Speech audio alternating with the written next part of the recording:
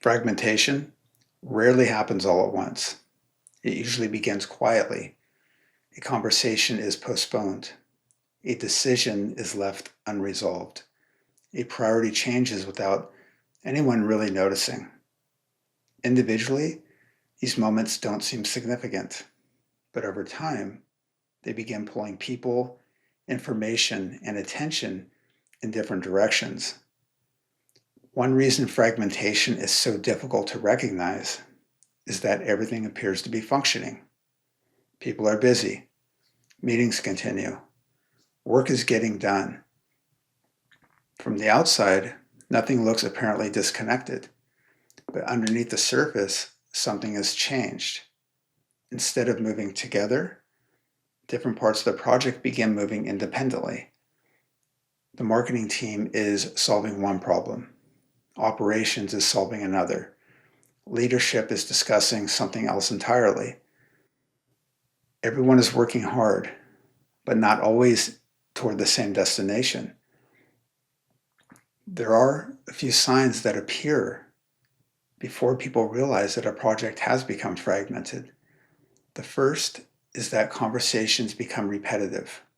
The same issues come up again and again, not because people aren't listening, but everyone is carrying a slightly different understanding of the situation. The second is that priorities begin to compete with one another. Everything feels important. And when everything feels important, it becomes difficult to know what deserves attention first. The third is that decisions lose their connection to the larger purpose. People begin solving individual problems without stepping back to ask whether those solutions are serving the work as a whole. These signs aren't dramatic. They're easy to overlook, but together they slowly reduce alignment. And when alignment begins to fade, momentum often follows. One of the most helpful questions we can ask, it's also quite simple. Are we solving individual problems, or are we still working toward the same purpose?